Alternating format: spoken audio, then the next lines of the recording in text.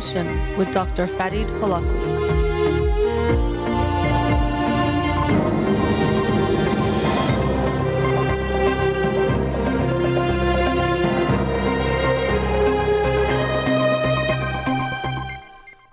Good evening. Welcome to In Session. I'm your host, Dr. Farid Holakouee, and I'll be with you for the next hour here on Radio Hamra. Studio number to call in 310-441-0555. This is my first live show in about, I think, 7 weeks or so, which is one of the longest, by far the longest that I haven't done a show. And it's an interesting feeling to be back in the studio, even though it's not like it was in some ways so long. Time is very relative.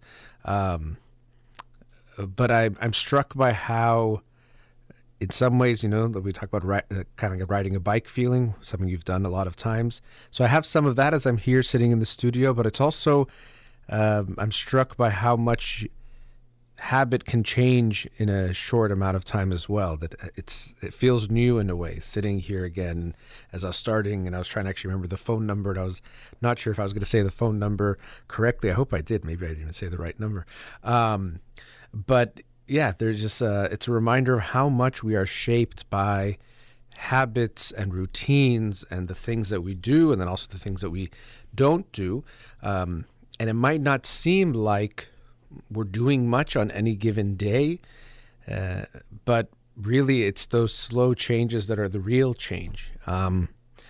Also, so this trip I was in Copenhagen with my wife and our son to stay with her family so that we could spend some time and so Keon could spend some time with his family there. And it was a great experience.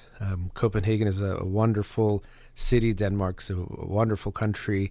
And I really got to feel, I'd visited many times, but this time being there for longer, really got to feel more what it's like to live there, which I think you only get when you're in a new place for some time. You go for a short visit, you might really like the place, but you don't really know what it's like living there. I got more of that experience. Still, of course, a lot to experience, but it gave me a feeling for that. And I really liked it. It's a wonderful city in the sense that you just feel more of a sense of peace and calm there. Coming back to Los Angeles, I love this city. I've been born and raised here, but you definitely feel something, almost this kind of chaos, which is exciting. It's fun. It almost reminds me of relationships, how we sometimes are drawn towards people who might be very exciting, but they could be exciting for the wrong reasons. Sometimes I think there's some of that with LA, that some of that excitement is from this like too muchness about it. That is fun, but it could be definitely too much. I definitely felt there in Copenhagen this sense of to raise a family, just overall well-being and comfort. You feel a lot more of that. And it's funny to say comfort when the weather is like super cold. So in some ways it's uncomfortable, but as far as pace of life, way of life, public transportation, just the feeling you get from people, even though I would say they are a bit more cold in a way. There's this sense in Danish culture, as far as I understand it, that, if you're in the group, whatever that means, like whether it's like the country, but also just like a small group of friends, then there's a lot of warmth and closeness and all of those things. But to get into the group is a little bit hard. It's not that easy to get into the group. So they're a bit cold or standoffish when they don't know you, or a little bit more to themselves. But once they get to know you, and if you're somehow included or connected, then all of a sudden it's very, very warm. And there's this sense of hygge, Hygge, that's this feeling of coziness, closeness, connection that they really value there. And you feel it, there, especially living in LA where it's not that cold, even when it's cold. When it's very cold and then you bundle up inside and it's warm and you drink something warm or just have this kind of cozy feeling, you really get the sense of why they value that so much in that cold environment. And also, often we see in cold climates, people are a little bit colder. In warmer climates, you see warmth. You think of like Hawaiian culture has much more friendly nature to it, but Scandinavian culture, people are kind-hearted people, but a little bit more to themselves in a way.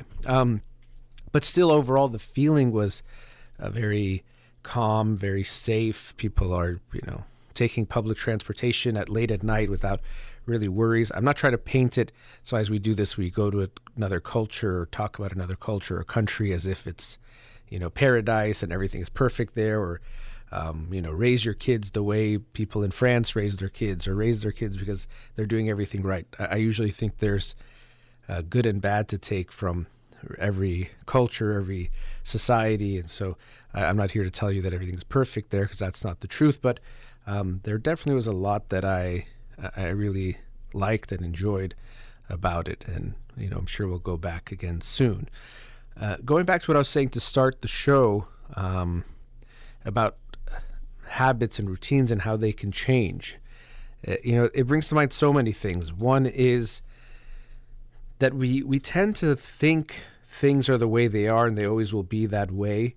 But there's this cliche, but a very true one, that the only constant is change, that things are always changing. Sometimes we're not as aware of them. Doesn't mean everything all at once, but there's always going to be change happening. And we have to be ready for that and to accept that as part of life, of living, that it's going to be there. And it's a reminder to value what you have, cherish what you have, be grateful for what you have when it is right in front of you, because you kind of might think you have this forever, but it's going to go. And I've shared this before, that having a baby really puts this very much into your face, because your baby changes so much so quickly, from day to day, week to week, even sometimes within the same day, or you might see a new behavior. And it's a reminder that you want to cherish what's there in front of you, because it's going to change. It's going to be gone. Doesn't mean what comes next is bad or worse. It's just going to be different, that there's going to be change. And so there's so much I enjoy now seeing Keon get older, where he's interacting more and engaging more and doing, things that he couldn't do before. And that's so fun and exciting. And at the same time, we miss things he used to do, or the way he was when he was a newborn. There's, a certain, obviously, sweetness about that.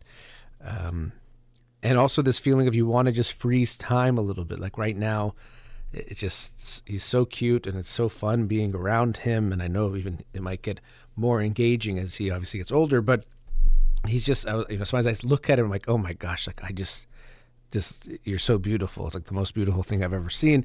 And I want to just like freeze it for a second, or, for forever. I'm reminded of this song, Time in a Bottle by Jim Croce. And it's a really beautiful song, kind of a bittersweet song. But in that song, he says, if I could save time in a bottle, the first thing that I'd like to do is to save every day till eternity passes away, just to spend them with you. Basically, the sense that if I could, I would want to make today just last forever. These days that I have with you last forever and ever. If I could just put time, in a bottle. And very sadly, he wrote that song for his son, before his son was born, when his wife told him that she was pregnant. He wrote this song for him. And sadly, Jim Croce died when his son was just about 2 years old.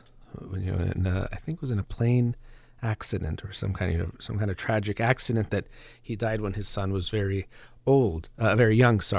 I would actually encourage you to go look into their story, but because his son then became a musician, and there's a whole story there. But this feeling of wishing, you could just freeze time. I was thinking about this it was a week or two ago. I was holding him and carrying him. We're walking around, and sometimes I call him a little detective, because he just loves look at everything. So I kind of will walk and we'll go to different places, and he'll look and want to touch things and explore things. And then I was like, oh, there's going to be a day where I won't carry him anymore. Either he won't want me to as he gets older and he wants to walk, but then even as he gets bigger than that, we're just, won't make sense. So this is so sweet to get to hold him and carry him and have this kind of connection with him. And yeah, it was kind of a bittersweet moment, but it reminded me to enjoy that moment, that I get to have this experience with him, to just be with him in this way. So, yeah, the only constant is change.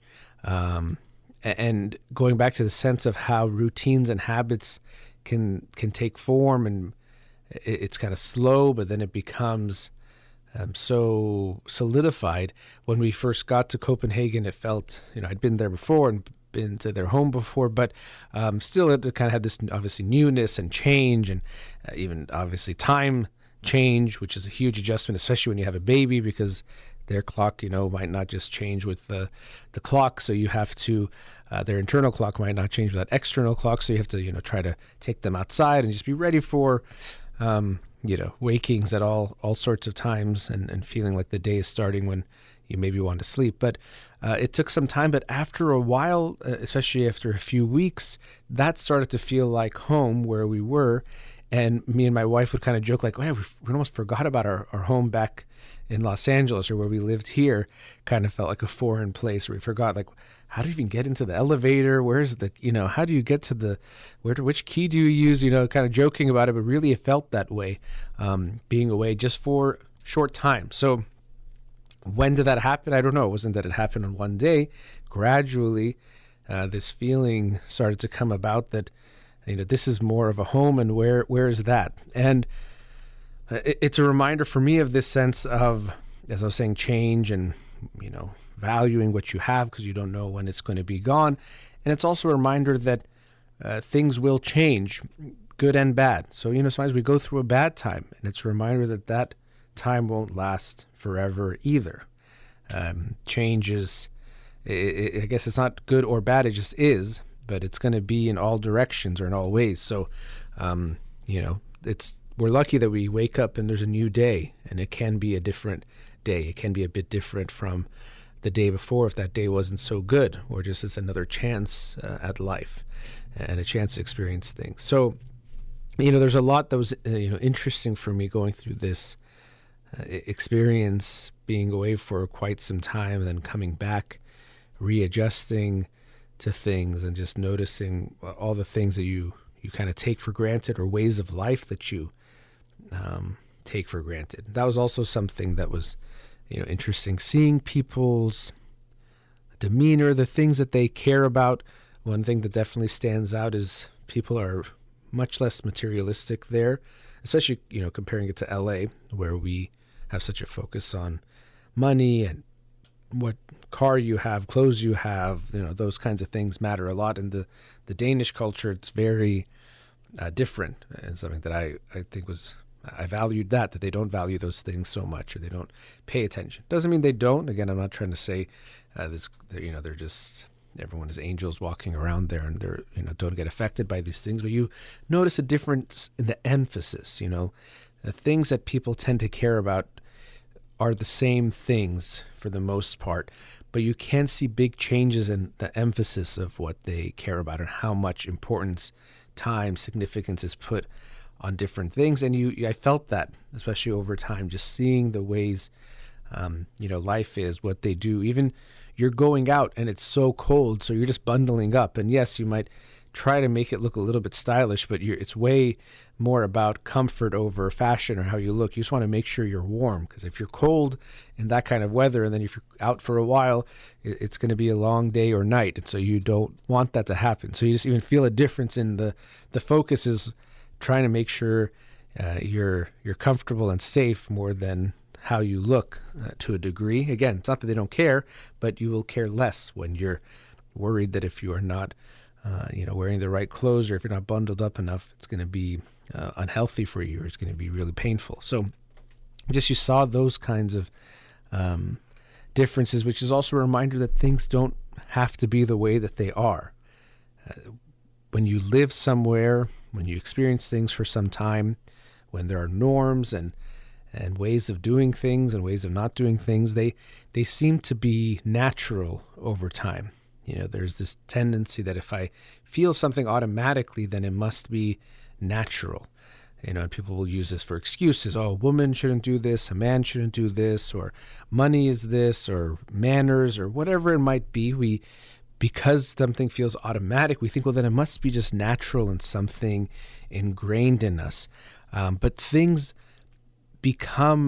have this feeling of being natural over time that aren't at all innate, but just that's how we are. When you experience something over and over again, and it has some emotional connection to it, that emotional connection becomes automatic.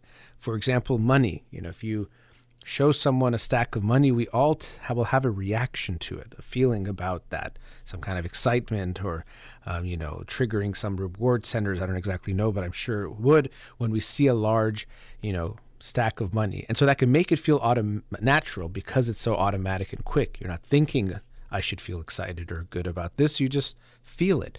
But of course, that doesn't have to be the case. And I think actually a way of demonstrating that is if you show money from different cultures or countries, like I was there, you're going to have less of a reaction to that money because it isn't something you associate so closely with what that is or that value that it has in society. So you won't have that same reaction. So clearly it's not just some kind of visual stimulus or what it is. There's ways that, we talk about a social construct or a social construction that makes things have value or not. And I bring this up, not just to say, okay, that means money is a social construct, which it definitely is, but more importantly, to remember that when things are a certain way in a society, we tend to assume that it has to be this way, or it should always have been this way, or this is the way it's supposed to be, because that is more comforting for us to think our way of doing things is the right way. And also, we don't want to even think about it as something that is, worth discussing. So men should do this and women should do this. It's only natural. It's only right. It's only this. It's only that. But then you go to another country or culture and they do something differently, and you're going to think, oh, what are they doing there? This is so backwards. But it is important to remember that those things that feel so natural, innate, even morally or ethically right or wrong, are very often things that we've been taught or learned to see that way. And because of that, first, we want to not get too attached to them, to thinking they have to be the right way, and really try to evaluate them and see, well, what parts of our culture, what parts of what we carry with us are beneficial to us and others in society, and which ones are harmful. And to be okay, going back to change, change also in some things is not just automatic. When I say it's a constant, we have to push things in a certain direction at times to create that change or to make the change be in a direction we want it to be. And so this experience of being in another culture, another country for an extended period of time was a reminder of that we can change things because people value things in different ways in different places, in different cultures. And that's something to keep in mind, that things don't have to be the way that they are. Now, in the next segment, I want to talk a bit about changes in general personally, and the small changes rather than big changes or quick fixes. So we'll get into that after the break. We'll be right back. Welcome back. As I mentioned before the break, I wanted to talk about changes, and I was talking about things changing. There's no constants in life, and the only constant is change. Now I want to talk about changes within ourselves, within our lives, that we want to make, that we're trying to make. So hopefully positive types of changes that we are seeking. And New Year's around the corner. We're kind of near the end of November. People will be setting New Year's goals and resolutions and thinking about new year, new me kinds of mindsets. And I'm all about trying to make positive changes, trying to improve ourselves. But I think that we get ourselves in trouble because we make a few types of mistakes when it comes to trying to make changes that to me are becoming more clear, even with myself, but then also personally, professionally, just observation. One is that part of what leads to some of our wanting to change so much doesn't mean we shouldn't improve ourselves, but it's often coming from too negative of a judgment about our current selves, that like something is so bad or wrong with me, or I should be so much better, so different from what I am or who I am now, or the sense of, so as we compare ourselves to this imagined, idealized self that we can have for ourselves, like, okay, yeah, I could be someone that just in every aspect of life does everything right. I know what to do. I know I sometimes do it, but I just can't do it consistently enough, or I just can't get myself, to be that way every time, all the time. And the reality is that, that's not going to happen. We're not going to be this idealized self that we're imagining, because it's exactly that. It's imagined and it's idealized. It's not something that is realistic. Doesn't mean we can't become much better. Doesn't mean we can't make improvements. So I'm not trying to, be someone who sees no promise or, potential in all of us. But I think we can overshoot or overestimate what we are supposed to be and underestimate what we already are. We can have a lot of shame or negative feelings about who we are today, and have the sense that I'm supposed to become something else. And I often think that's unfortunately taking us in the wrong direction. And maybe it's important to actually look at what you have now and accept it better than you do already. Recognize that it's probably better than you think it is. And also recognize that this imagined, idealized self that you have in mind is not realistic. We can imagine it's theoretically, it makes sense. Every one of us can wake up tomorrow and make all the right decisions, whatever that even means. There is definitely some gray area even there. But even still, let's say we make choices ahead of time of what we should do. We all theoretically could do those things, but it's not what human beings are or what we do, to just do all the right things, whatever that would even mean. We're just not going to be that. So I think some of what happens there's such a gap between what we think we are and what we think we're supposed to be, that makes people think, new year, new me, new year, new you, however you're supposed to say it, that there's a sense that I'm supposed to become a totally different person because who I am is so bad and we're better than that, and who I'm supposed to be is so good, and that's not realistic either. And so we find ourselves in a bad place. So I think that's something important to come to terms with. First, being more realistic from both sides, more fair to yourself of who you are today, and also being realistic in what is possible and what makes sense as far as where you want to go. And so when we feel like that gap is not so huge, it can allow us to feel more okay in our current position. And also, I think it actually allows us to make better progress, because when we think the gap is so big of who I am today and who I'm supposed to be, it actually makes us more likely to try to do some extreme things, drastic things, look for quick fixes, because it feels like there's so much room we have to make up, so much progress we have to make, that I have to do it really fast. I have to be in a hurry. Both because I hate where I am now, or where I am now is not good, and where I can go is like, heaven. It's like, heaven and hell. Right now I'm in hell and I can get to heaven, when maybe where you are is not, so hellish, and where you think you're going to go is not so much of a paradise. It's, better maybe than what you have now or who you are now, but not in the kind of stark contrast or difference that you think it is.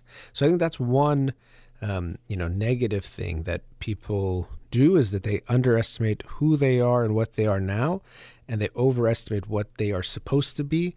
And because of that, it gives them some sense that they have to totally become a different person, which isn't true and also isn't realistic, to become a totally different person. Another thing we do when we're setting goals is, related to what I was saying before, but specifically we look for quick fixes, and it relates to what I was saying. There could be other motivations. We're trying to make everything happen so fast. We're looking for life hacks, and people are very ready to tell us, because they know that's what we want to hear, that, they have the easy solution. Yeah, people tell you, to work on your relationship's going to take all this work. No, you just need to do this 2-minute exercise every day, and your relationship is going to be better. And it just sounds amazing. And if the person is convincing and charismatic enough, and presents it in some way that sounds almost scientific, that this is based on research and neuroscience and blah blah blah, and they can make up some fancy sounding words and phrases to make it seem very legitimate. And we want to believe it, so we're kind of like, okay, this seems like it's legitimate, so we want it to be true, so we buy what they're selling, literally and figuratively. So we might just believe them, or we might buy, the coaching or the classes or the book that kind of will teach us how to do this thing.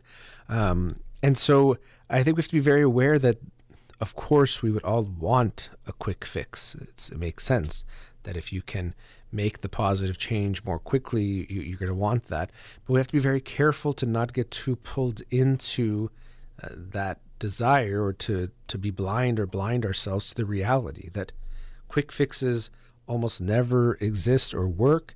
They almost never lead to any results. And even if they do, they're very rarely lasting results.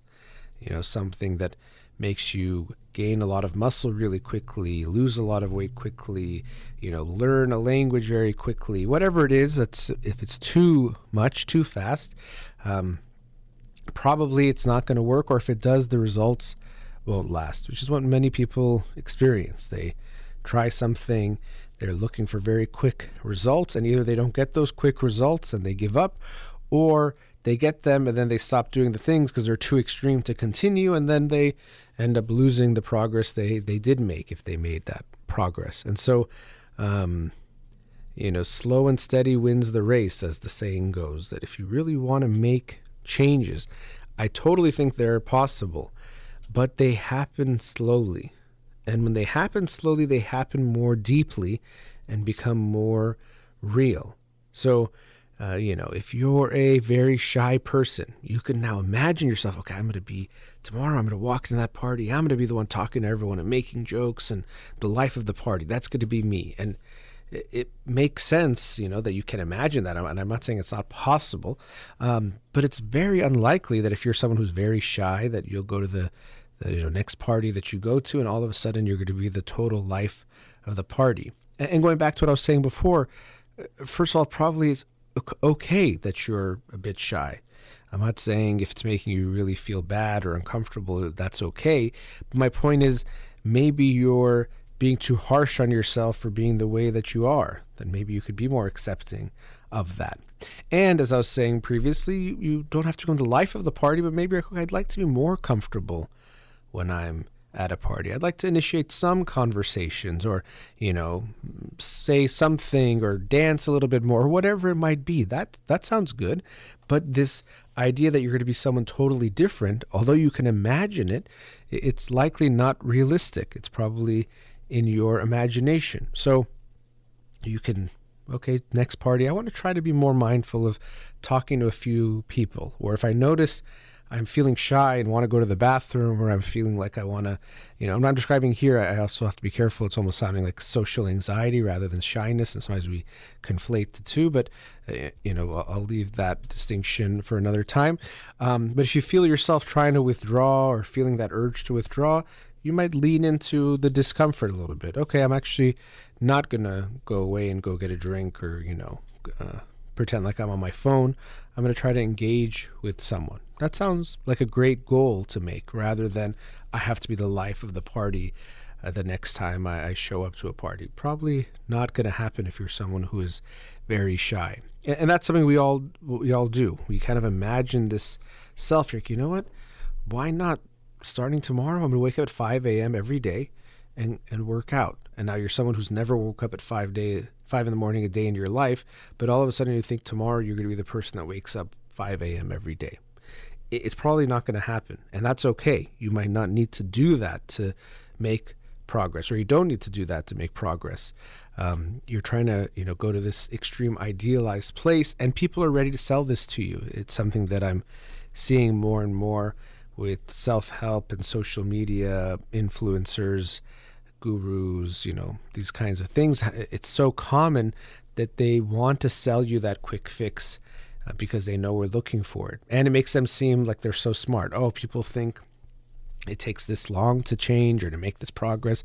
No, we figured out something where you can do it, in a few minutes or a few days or whatever it is.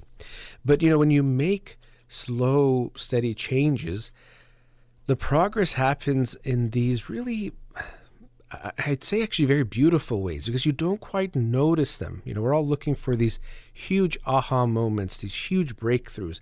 And I'm not saying those never happen. They definitely do. But most change is very small, almost undetectable, kind of like a glacier that's moving.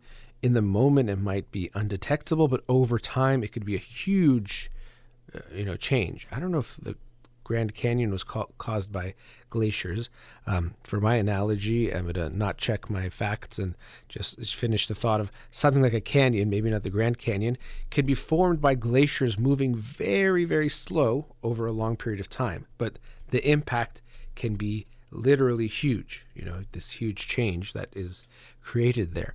And so in our lives, you will notice that too. And, for example, when you're learning an instrument, some people can learn much more quickly, but even still, what you usually experience is you play and it sounds the same. Then all of a sudden you can do something you couldn't do before, or it sounds a little bit better. And there might have been an aha moment, but more than likely it's just that repeated deliberate practice eventually leads to these small changes that over time become bigger changes, especially when you combine several of them together, and all of a sudden you're like, I can do this, and before I couldn't. But if someone says, I'm going to teach you how to play guitar in 2 days, and you're going to be a master at it, that sounds great. That sounds amazing. But it's not real. It's not going to happen. But when you do the slow and steady change, when you make that progress sticks. It lasts. Now you can play in a certain way that you couldn't before, and you have the physical and mental strength and acuity to get it done. Now, if you don't practice for a long time, you might start to lose some of that for sure, but it's going to have a lot more staying power than anything that, someone tries to teach you in a very short amount of time. So seeing the changes that I felt in different ways during this trip, it was 6-7 weeks altogether in total, was a reminder of that some things changed slowly, imperceptibly in the way day to day, but all of a sudden something felt different, and it felt very solid and very real, even though a few weeks ago things felt so different. So, that point for me is a very important one, to remember that who you are today is probably better than you think it is, and who you think you're going to become is probably not as good as you're imagining in this kind of fantasy, in this idealized, imagined type of a way. But let's go to our last commercial break. We'll be right back. Welcome back. It's funny, the last commercial, I know some of you don't listen to the commercials or you're hearing it on a podcast, but the last words were Denmark. And I was just there till about a week ago, and I've talked about this experience of being away, coming back, and all these different types of feelings and reminders that have come about that. And another thing that it was a reminder of is being aware of what we value. And you might think, I don't know my values, but whether you're aware of them or not, your life is being guided by some values. What is it that is more important than other things? What are the priorities and how you use your time, what you do and what you don't do? What are the things that you value in yourself and other people? You might not even be aware of them, but you're putting people in your life, you're including them, excluding them, you're accepting things and not accepting things based on values. And so I think it's so important to become conscious and aware of your values. It kind of reminds me of when I talk about expectations, and I say there's no such thing as no expectations, N-O, but no expectations, K-N-O-W, know your expectations because you have them. And so similarly, we all live our life guided by values. Just most of us, I think almost all of us, are pretty unaware of what those values are.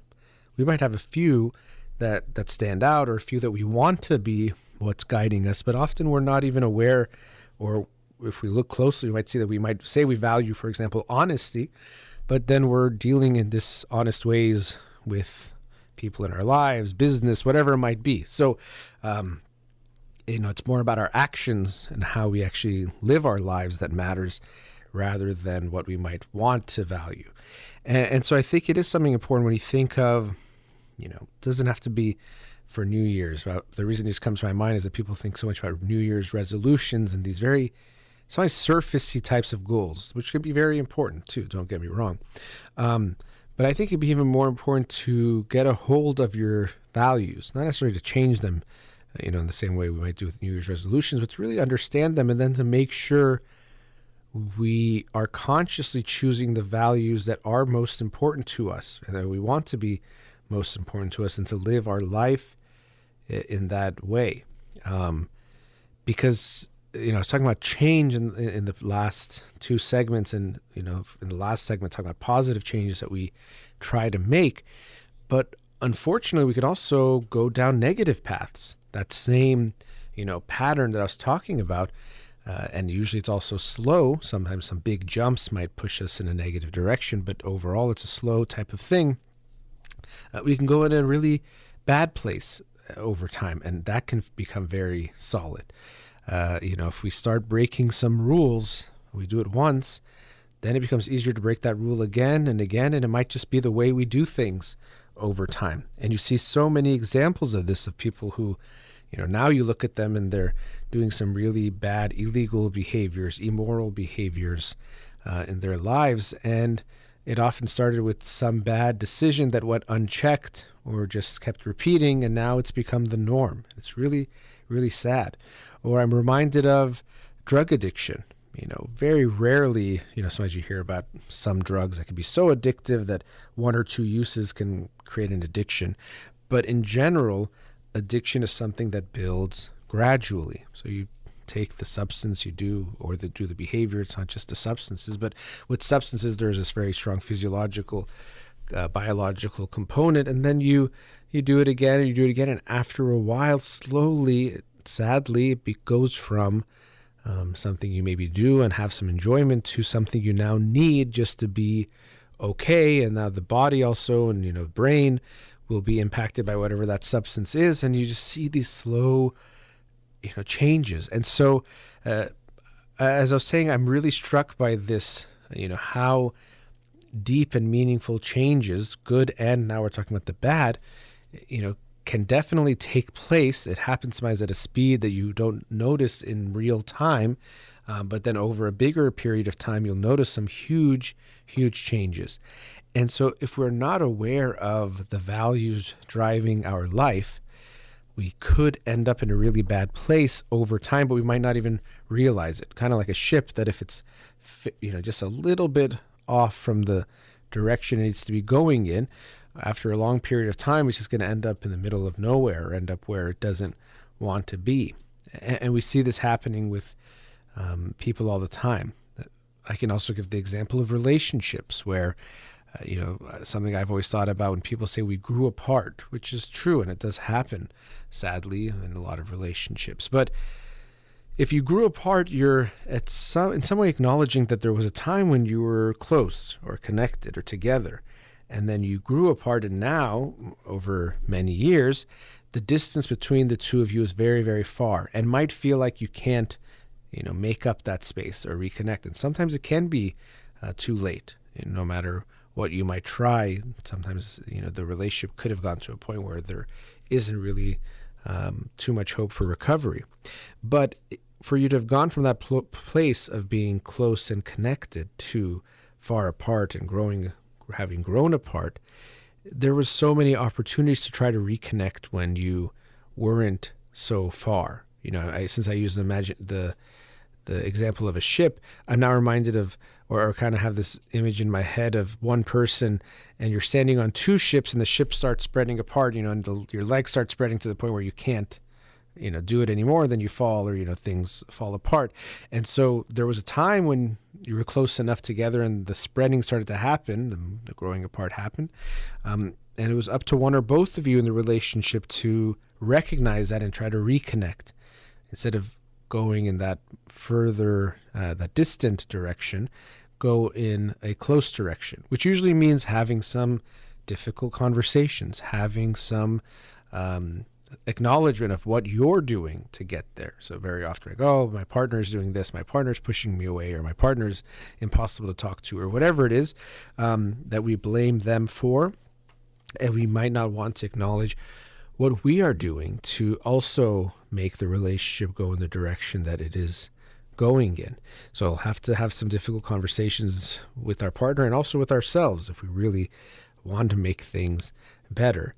And we have to get out of autopilot or get out of that default of just letting things be the way they are. So it's very difficult. So unfortunately, negative changes also can be very deep and meaningful and lasting and very hard to change once they are get very set.